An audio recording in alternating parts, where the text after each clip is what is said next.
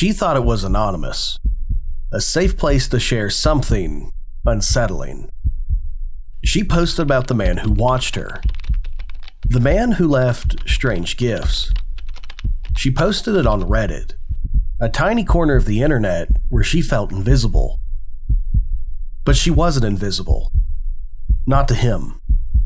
In that one post, that one click of the submit button turned 4 years of quiet dread into something far, far worse. Because he saw it. And what he did next nearly cost her everything. If you're looking for more true horror, legends, and mysteries, all designed to give you late night chills, hit that subscribe button and join us every week on the other side. Tonight's story comes from Germany and is about a woman we'll call Anna. For about 4 years, Anna had a shadow. Somebody obsessed with her. Now, most stories like this start with slammed doors or angry calls, maybe even violence. But Anna's story, it didn't begin like that. For a long time, it wasn't even truly scary. It was annoying. Creepy, sure. Unsettling, most definitely. But mostly, just deeply, profoundly annoying. He never yelled, never threatened her, at least not directly, and didn't try to break in or hurt her. Instead, he just watched. And left things, letters, sometimes photographs of her apartment building taken from the street below, and sometimes gifts. Disturbing little tokens, like pieces of her own trash, carefully selected from her garbage can and left for her to find. The first few times it happened, Anna did what anybody would do. She called the police. But what could they really do? There were no fingerprints left behind and no obvious threats in the letters, just rambling observations. They didn't even have a suspect, just a ghost leaving garbage on Anna's doorstep. Eventually, Anna just tried to live with it. It's a strange thing that the human mind can adapt to. The constant low-level hum of being watched. And she told herself maybe it wasn't that bad. If he wasn't physically hurting her, maybe this stalker was manageable, like a bizarre unwanted pen pal. She was wrong. Terribly, terribly wrong. One evening, about 3 weeks before her world tilted sideways, Anna was doing what millions of us do, scrolling through Reddit. She stumbled onto a German forum, kind of like the Ask Me Anything thread you see, and it's a place where strangers share their deeply personal parts of their lives. And a thought flickered. Maybe I should tell people what it's like, having a stalker. She figured, why not? It felt safe, anonymous. She never used her real name online, and never posted personal photos or linked back to other social media. On Reddit, she was just a username floating in the digital ocean, so who could possibly trace it back to her? She wrote about how it started, the strange gifts, the feelings of being watched. She even answered a question or two from curious strangers about how she coped and what the police had said or hadn't said. Then one user asked a question that, looking back, feels like a premonition. Do you think your stalker knows you're posting this? Anna typed out a reply, half joking, but maybe half serious too even then. Maybe, she wrote. Maybe he'd be angry. Maybe he'd be turned on. Don't know, don't care. But she would care. Soon. Very soon. She hit submit and sent her story out into the void. And somewhere, in that same void, he saw it. A week went by after the Reddit post, and something strange happened. Or rather, nothing happened.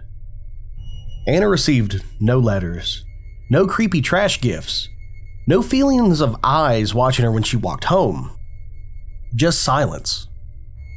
For the first time in 4 years, a fragile hope bloomed in her chest. Maybe he was finally gone. Maybe sharing her story had somehow scared him off now that the world knew? Then the letter arrived. Not like the old ones. This was different. Inside, there were no rambling words, just printed screenshots. Her Reddit post, the questions people had asked her, and her answers highlighted. And at the very bottom, scrawled in angry, rushed handwriting, "You got so much attention thanks to me. You should share the spotlight." The blood ran cold in Anna's veins. He knew. He found the post, the anonymity that she counted on. It was an illusion. That same week, another letter came. This one filled with a venom she hadn't seen before. It was directed at her boyfriend. Apparently, the stalker hadn't just found the Ask Me Anything post. He dug deeper. He found posts she made on a different forum, where she casually mentioned a relationship. The tone wasn't watchful anymore. It wasn't passive. Now it was jealous, possessive, full of hate. The game had changed, and Anna began to feel genuinely afraid. The feeling of being annoyed was long gone. Now there was a knot of fear tightening in her stomach. She started checking locks more often, looking over her shoulder as she walked home. But she probably still told herself that it was just letters. Just words. Right? He hadn't done anything violent. Yet. It makes you wonder, doesn't it? How fine is that line between observing someone from afar and deciding to cross the threshold into their life, uninvited? For Anna, that threshold was about to be shattered. A few days later, it happened. A large cardboard box appeared directly outside of her apartment. Now, this was a serious escalation. Before, everything had been left outside the building. Mailbox, doorstep down the street. He'd never gotten inside before. So how did he get past the main door to drop off this box? Did somebody let him in? Did he wait? Now, Anna didn't bring the box inside of her apartment. A primal instinct screamed at her not to. She opened it right there, in the sterile quiet of the hallway. And what she found inside was a carefully curated nightmare. Several zip ties, the kind used for binding hands, a roll of painter's tape, a television remote, but most of the buttons had been pried off, leaving jagged plastic edges, a pack of Band-Aids, and some of them looked used, stained faintly brown. And then, the centerpiece, a framed photograph of Anna. She was standing next to her boyfriend in the picture, but his image had been crudely cut out, leaving only her alone in the frame. The glass of the frame itself was shattered, but that wasn't the worst part. The bottom of the box was filled with extra glass shards, far more than what could have come from just that small frame. It looked intentional, like he'd smashed something else, carefully collected the pieces, and packed them in there with the photo. A threat, made of jagged edges. This time, Anna didn't hesitate. She called the police immediately, and this time they took her serious. The contents of the box spoke a language of intent that couldn't be ignored. This wasn't just annoying anymore. This felt like preparation for something awful. They promised more patrols in her area, and they took the box as evidence. For about a week and a half after that, it was silent again. An unnerving quiet. Was he planning something, or had the police attention scared him off for real this time? Anna could only wait, trapped in a state of high alert. Then the quiet broke. Letters started arriving again almost daily. But the tone was different now.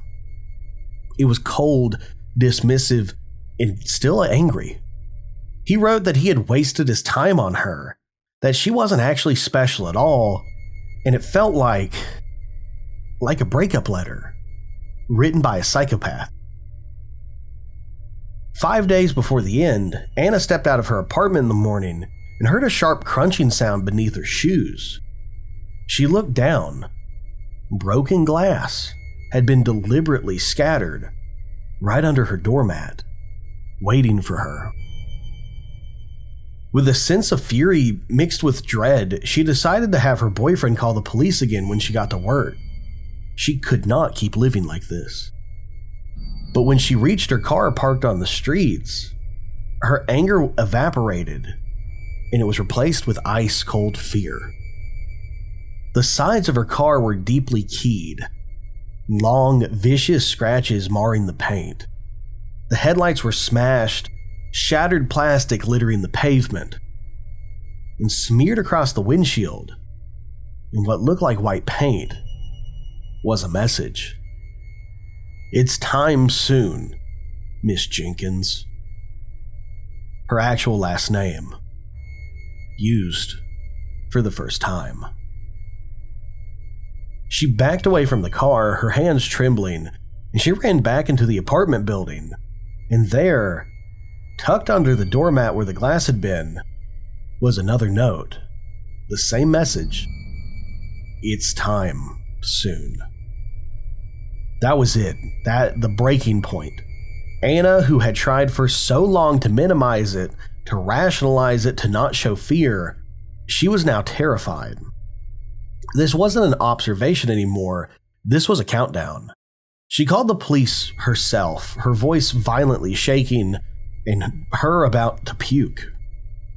They came, they collected the note, photographed the car, and they promised once again to act, to investigate fully. But there was something Anna hadn't mentioned. Not on Reddit, not in the letters, something the stalker didn't know.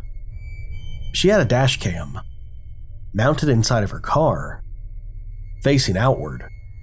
It recorded everything. Every time she drove, and every time somebody approached the car when it was parked. It had recorded him. It had recorded him vandalizing her car. It had recorded him smashing her lights. It recorded him painting the message. His face grainy in the low light but visible. His movements and the act itself. That was the proof they needed. The police took the footage and they finally had a face. They had concrete evidence of a crime and not just unsettling behavior. More patrols were promised and they stayed extra vigilant. For 2 nights, an almost unbearable quiet descended on her. Every creak of the building, every distant siren, every small little bump in the night, it made Anna jump. Then, at 4 o'clock in the morning, was the sound that she had been dreading. 4 a.m. Who rings your doorbell at 4 a.m.? Anna's heart hammered against her ribs. Her boyfriend was instantly awake beside her. Was it him? Had he finally decided it was time? They didn't move. They didn't breathe. They just listened to the silence after the bell. Were there footsteps outside? Was he waiting? Was it someone else entirely? Then flashing blue lights painted the walls of their bedroom, and muted voices outside started to chirp. Then they heard a sharp knock this time. Firmer. "This is the police. Please open the door." Relief washed over Anna, so strong that her knees felt weak. It wasn't him, or at least he wasn't alone. They opened the door to find several officers in the hallway, and here's what happened. One of their downstairs neighbors, a man who worked night shift, had come home around 3 a.m. An hour later, just as he was settling down, he heard the building's front door open again, quietly. He hadn't seen anybody leave, so who was coming in at this hour? He peeked through his peephole and saw nothing at first. Then the motion-activated lights in the hallway flickered on in the stairwell, and he saw a figure moving upward. A middle-aged man in dark clothing, moving silently. The neighbor knew the layout, and the only apartments above his belonged to Anna and her boyfriend, and to a single mother with 3 very young children. Neither of them should be having visitors, especially stealthy ones, at this time of night. Something felt wrong though, deeply wrong, and remembering the recent police presence, the neighbor didn't hesitate and he called them. When the police arrived, they found the man halfway up the flight of stairs above Anna's apartment, just lingering there, in the dark, waiting, listening, either way, he was there. When the police searched him, in his pocket, they found a knife. When they questioned him, confronted him with the dash cam footage, the neighbor's call, he didn't deny it. He confessed immediately.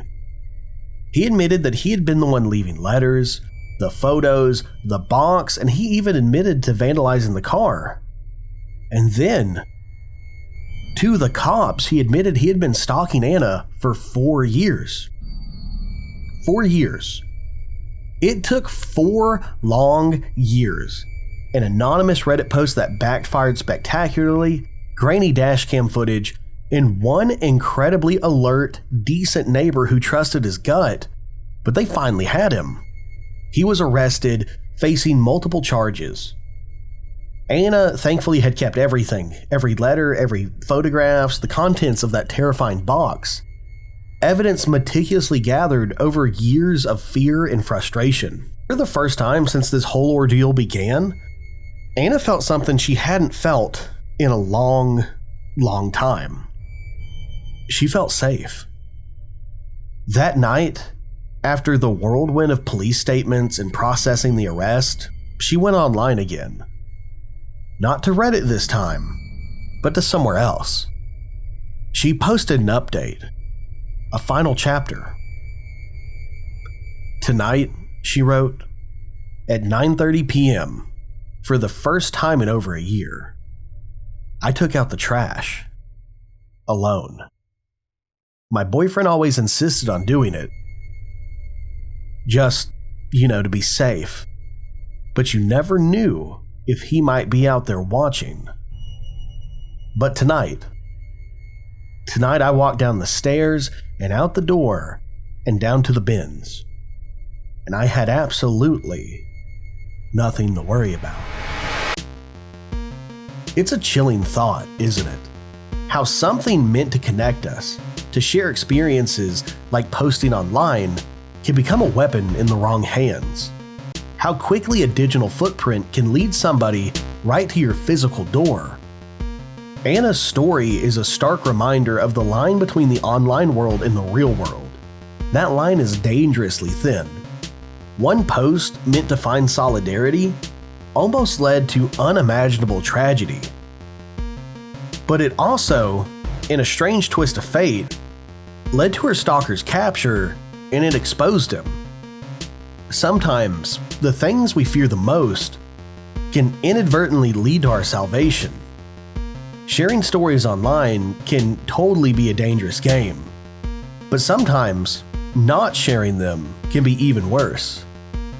What does lurk in the silence, unseen and unheard? And if you thought a stalker finding a Reddit post is strange, wait till you hear about a man who saw something impossible at the end of his hallway. Something wearing stripes. A figure that haunted his childhood, only to be explained by a terrifying truth 20 years later. He saw him standing at the end of the hall, late at night. A man wearing stripes. My older brother was terrified to even walk to the bathroom. We thought, well, kids imagine things, right? Especially in old, quiet houses when the wind blows just right. We dismissed it. It took nearly 20 years, in a story my mother never meant to tell, to realize that the figure in the hallway wasn't a ghost. It was something real. Something dangerous. And he had been inside of our house. Tonight's story takes us back to a small, unassuming house in rural West Virginia, the kind of place where nights are dark and quiet, and the woods press in close. It starts when the storyteller, who we'll call John, was just a kid, maybe 7 years old. His brother was around 10. Now, their dad worked construction, and he was often out of town for weeks at a stretch. So most nights, it was just the two boys and their mom. And their house, well, it had a particular layout. You see, you'd climb the stairs, and immediately to your right was the parents' bedroom. But turn left, and you're heading down a long hallway. Partway down, another left turn led you to the older brother's room. But John's room, that was all the way at the very end of that main hall, directly across from the only upstairs bathroom. Now picture this. At both ends of the hallway were these old doors, the kind with glass window panes. They always kept them locked tight, but they opened up to a small balcony on one side that overlooked the front yard, and on the other side, it led to a back porch that basically just dropped off into the dark woods behind the house. Now, they rarely, if ever, used those doors. They were just two glass eyes staring into the night at either end of the corridor. Both his mom and his older brother had a habit. They would wake up in the middle of the night, needing to go to the bathroom, and John, being the light sleeper he is, always heard them. The telltale creak of floorboards, the distant flush, the soft click of a door. These were all familiar sounds for John at night. But one night, it was different. It was way past his bedtime, and his mom had finally roused herself off the couch downstairs and told him and his brother to head up. As they were walking down that long upstairs hallway, the older brother just stopped, dead still, about halfway down the hallway.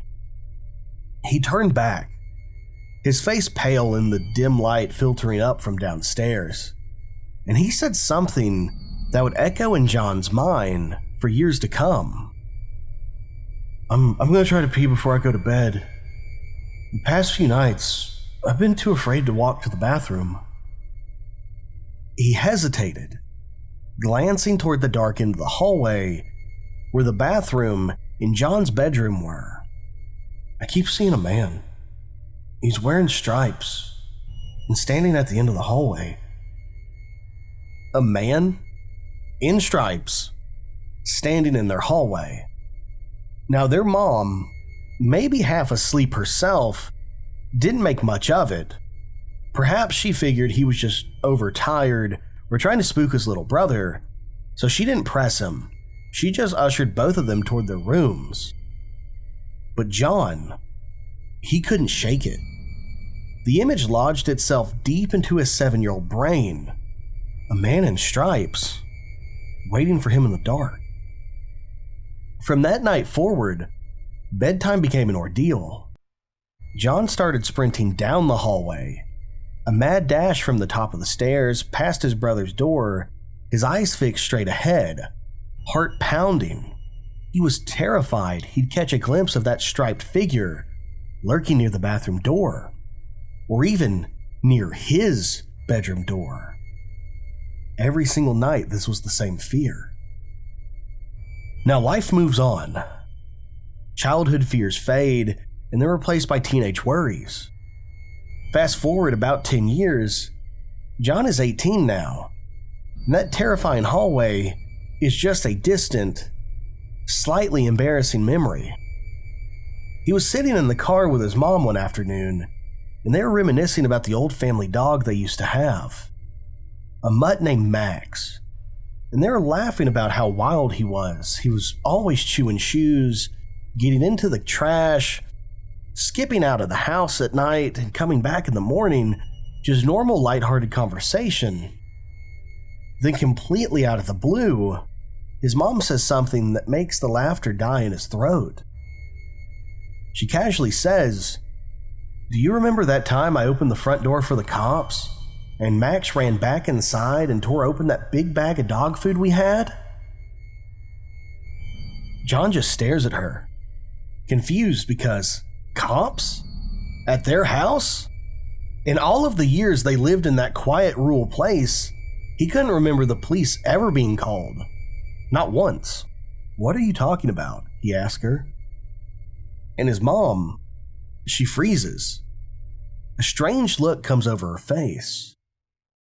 Recognition. Realization. She goes quiet for a moment. Then she softly says, "Oh, that's right. I never told you. You were too young at the time." Never told him? Too young? What had happened that was serious enough to call the police? Serious enough that she kept it a secret from her own sons for over a decade? He waits. The lighthearted mood in the car is gone, and it's replaced by heavy curiosity. What didn't she tell them? What happened that night that she needed the police? She takes a deep breath, and her eyes look somewhere far away, back down the years. And she tells him, one night when he was small, maybe 6 or 7, she woke up suddenly. There was a noise right outside her bedroom window. Their room was upstairs, remember, on the right. She sat up, heart pounding, and listened. There it was again. A scratching, a shuffling. She crept to the window and carefully, slowly, peeled back the curtain just an inch. And she saw him. A man, standing out there in the dark, staring right in the window at her. She gasped, stumbled back, fumbled for the bedside lamp and flicked it on. The sunlight flooded the yard, and the man outside startled, then bolted, melting back into the darkness toward the woods. Shaking, she went straight to her husband's closet, took out his pistol, the one he kept for protection when he was away working, and called the police. When the officers arrived, she gave them a description of the man she'd seen. Tall, white, with short dark hair. And he was wearing a striped shirt and jeans. His mom said the officers listened intently, then they exchanged a look that told her that he wasn't just some random prowler in the neighborhood. They told her the description she just gave. It matched somebody that they were actively searching for in that area. Someone dangerous. An escaped inmate. A man who had broken out of a nearby jail. A man who was awaiting trial for murder. Hearing all of this, all these years later, sitting in the car beside his mom, John felt a chill snake down his spine. The pieces slammed together in his mind with horrifying clarity. The man his mom saw peering through her window, wearing a striped shirt, that was the man his brother saw night after night, standing silently at the end of their hallway, wearing stripes. It wasn't a ghost he had seen. It wasn't a child's imagination running wild. His brother had seen the man, the escaped murderer, who hadn't just been lurking outside, he had been inside of their house, standing in the hallway, watching. For how long? How many nights? It took almost 20 years to understand the true source of his brother's childhood terror. 20 years for a casual comment from his mother to unlock a horrifying truth. The man in stripes wasn't just a figment of fear. He was the reason for it. A killer had walked their halls while they slept, casing the house, perhaps deciding. And now, even all these years later, John can't stop picturing him, standing there in the shadows at the end of the hall, just watching his family through those old, locked glass pane doors. How close had they come? What might have happened if his mother hadn't woken up on that night? Or if his brother hadn't been too afraid to walk down that hallway alone? Some secrets, they remain buried in families for years, silent and unseen, until one stray comment brings them crashing into the light. But sometimes, the danger isn't hidden inside the family. Sometimes it follows you home from the most peaceful places. And if you think the idea of a murderer inside your house is chilling, wait until you hear about the couple whose honeymoon camping trip in the quiet mountains turned into a terrifying ordeal, thanks to a lone woman who appeared in the woods. 3 a.m. Deep in the mountain quiet, miles from anywhere. They were jolted awake by a scream. Not distant, not an animal. A raw, human scream. Right outside of their camper.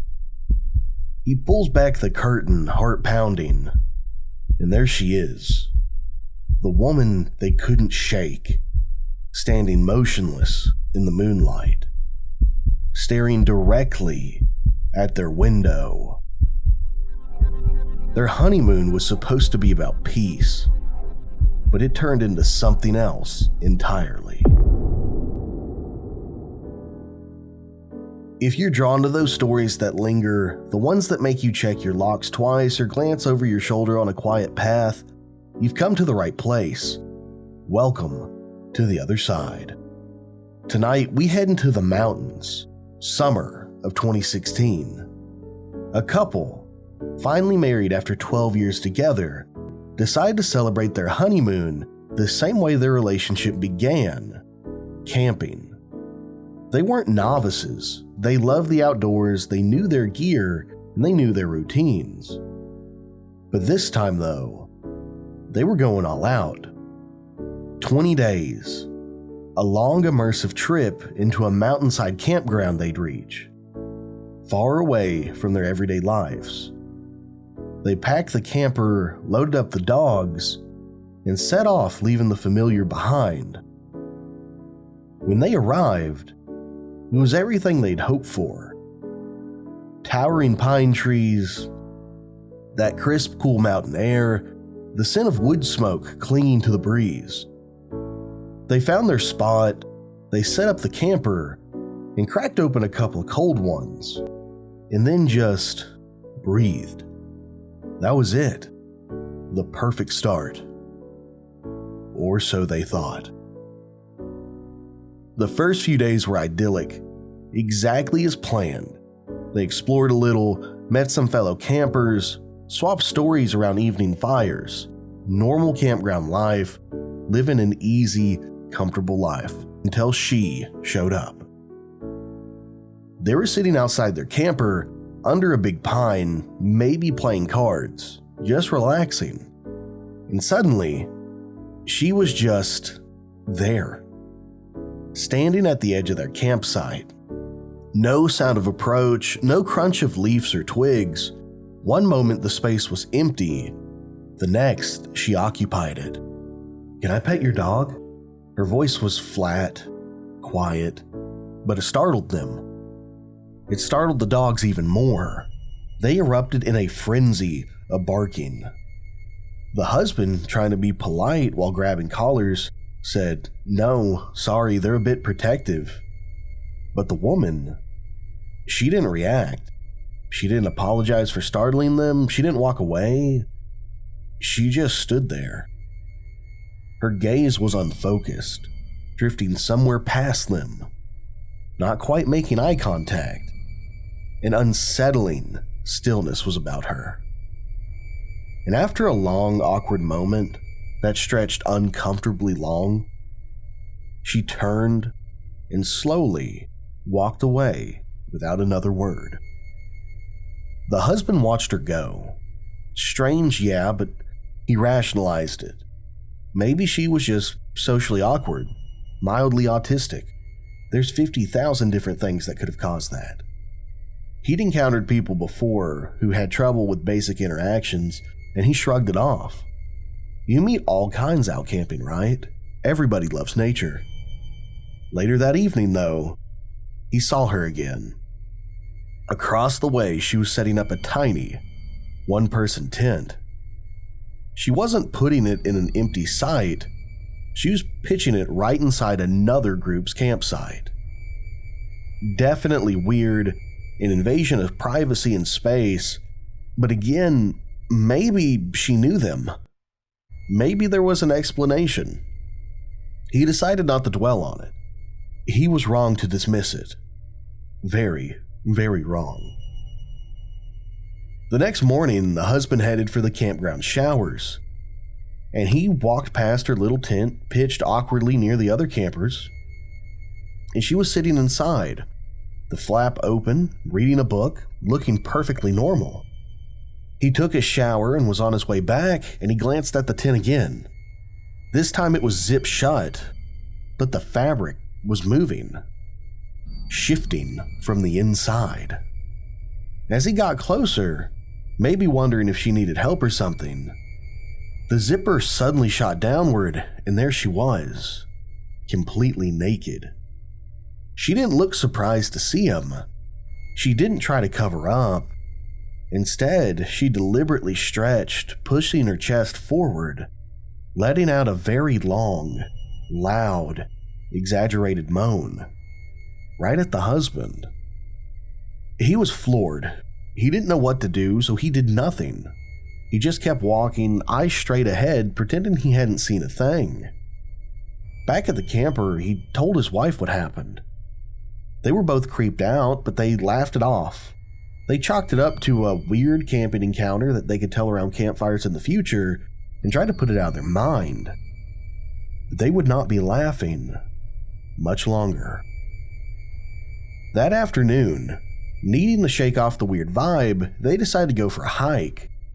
There was a trail starting right near the campground entrance. Scenic, easy, pretty quiet, so they grabbed their water, leashed the dogs, and they headed out. About halfway to the actual trailhead, before the path really plunged into the deeper woods, they stopped to take a few pictures. The view was nice and it was peaceful. And that's when they saw her, again, walking up the same path from the camp area, heading their way. She saw them standing there with their camera, and she just froze. Stopped dead in the middle of the path and stared at them. No wave, no nod, just staring. The husband leaned close to his wife, whispering, "I think we have a stalker." His wife looked, saw the woman standing there, unnervingly still, and that cold gut drop feeling hit her hard. This wasn't awkwardness. This felt intentional. They didn't wait. They picked up their pace, hiking quickly, trying to put distance between them and her.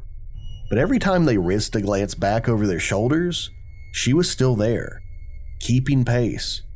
But she was always the same distance behind them, just far enough to be deeply unsettling.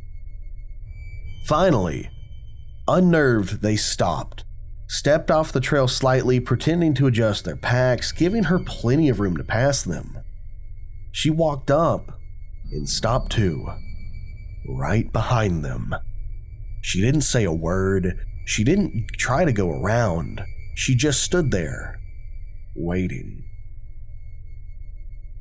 Okay, now they were properly freaked out. This wasn't normal. This wasn't awkwardness. This felt like a predator sizing up their prey. They looked at each other, a silent agreement between them. They saw a sign for a shortcut loop that led back to the campground. Without a word, they turned and started walking quickly down the loop path. When the trail curved and they were out of her sight, they broke into a jog. They practically ran the last stretch back to the familiar clearing of the campground, and they burst out of the trees, heart racing, and they looked back. The trail behind them was empty. She was gone. Or at least, that's what they thought. Back in the relative safety of the camper, relief was huge, but it was mixed with growing unease. Who was this woman, and what did she want?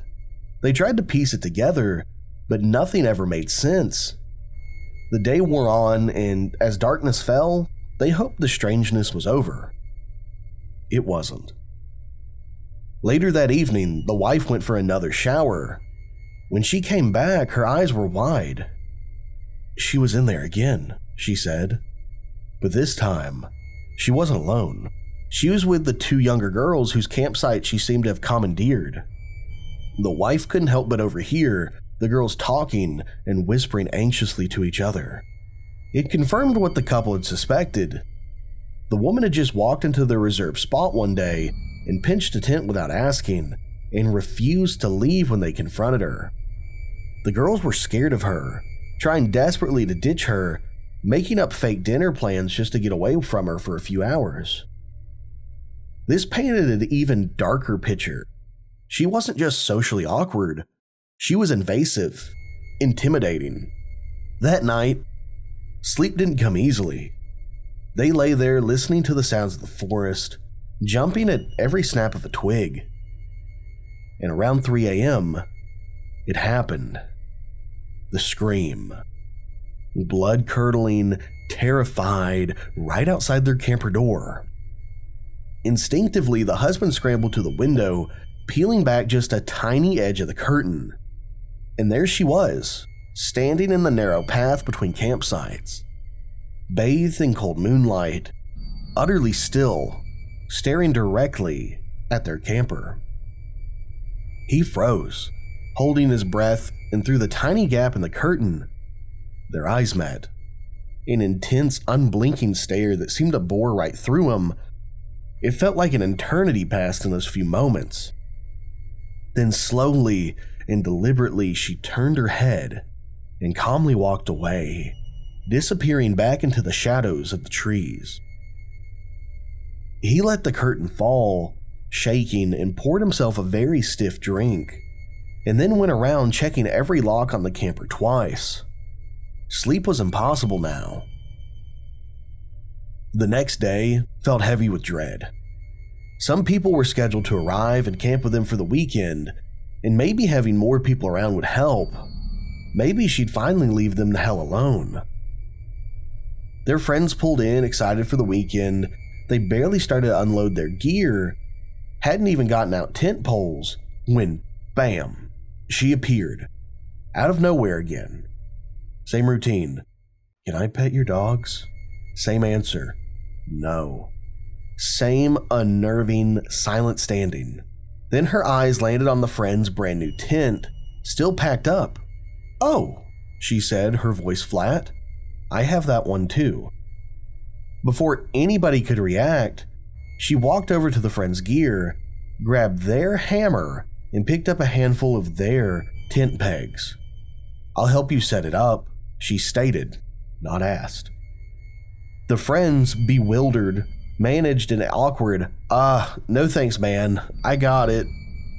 But she didn't put the hammer down. She just stood there, holding it, staring at him. The silence stretched, thick with unspoken threat. Then, just as suddenly as she had grabbed the tools, she dropped everything, hammer, pegs, clattering it on the ground, turned, and sprinted away into the trees full force, completely gone. The husband quickly filled in their friends on everything that had happened, the staring, the shower incident, the trail, the scream, and hearing it all laid out, everybody agreed this wasn't just a weird person anymore. This woman felt genuinely dangerous.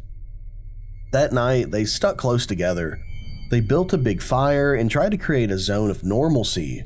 Maybe that would keep the weirdness at bay with the numbers and the noise. After a few drinks, trying to unwind from the tension from the day, she came back, one last time. She walked right up to the edge of the firelight. "Hey," she said, addressing the group, but her eyes seemed fixed on the husband. "You guys seem to have extra room. Can I stay with you tonight?" Then quieter, almost a suggestion, "We could have a lot of fun together." The friend who owned the tent, maybe emboldened by the beer, let out a startled laugh. "Whoa, did you just propose a gangbang?" The woman didn't laugh though. She didn't even smile. Her expression didn't change. Instead, she turned her head slowly and locked eyes directly with the husband. A dark, intense, unblinking gaze, and said very deliberately, "I like your friend." And with that, she turned around and melted back into the absolute darkness beyond the firelight. The air felt thick after she left. No one knew what to say. The offer was bizarre, unsettling, but the way she looked at the husband, like something else, a threat, a promise. They spent the rest of the night jumpy, listening to every sound from the woods. Later that night, someone in the group happened to glance over toward where the woman's small tent had been pinched, near the girl's site. It was gone. Not packed up, destroyed. Gear was scattered everywhere, clothes, sleeping bags, remnants of trash, all strewn across the site as if in a violent rage. But the tent itself and the woman was nowhere to be found. They immediately went and found the park rangers, reporting everything that had happened over the past few days. The stalking, the weird behavior, the scream, the offer, and the destroyed campsite. The rangers took notes and seemed concerned and said they'd patrol the area and keep an eye out. But the woman, she had vanished. The remaining days of their 20-day honeymoon passed under a cloud of anxiety. Their friends left after a weekend, and the couple kept mostly to the camper and the dogs always on alert.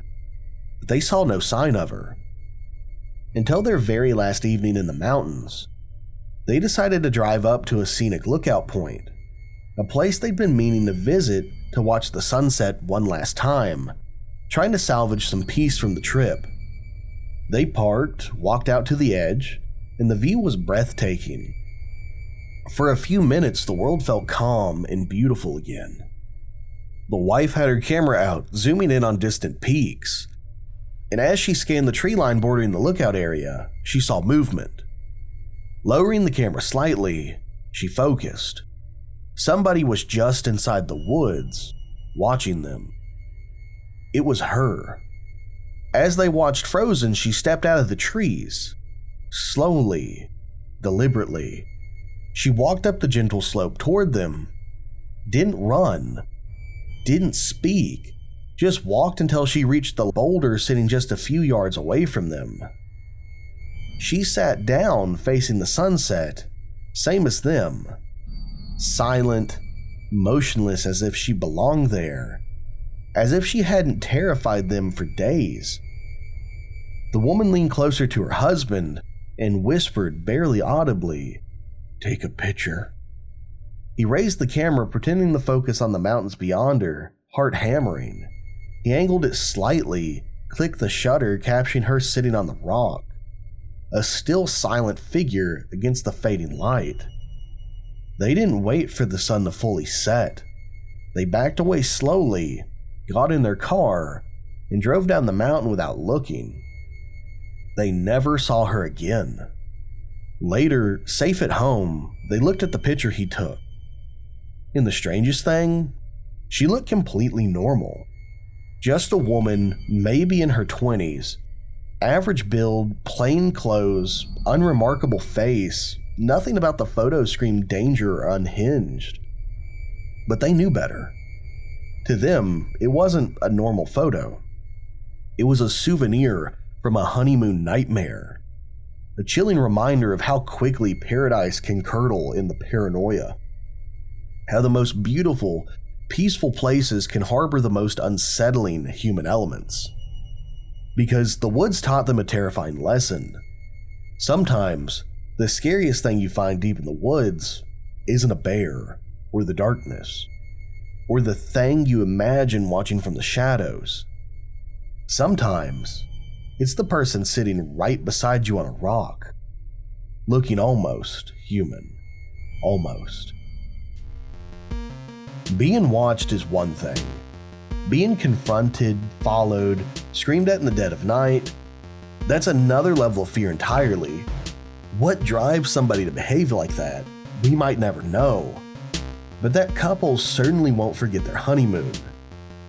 And if you think a silent woman on a mountainside is unnerving, imagine being deep in the woods, miles away from any road, only to stumble upon an abandoned church. And then, imagine hearing it start to sing in the middle of the night. That story is going to be the next episode posted here on the other side. So check it out here in the next few days. Thank you. I love you. Goodbye.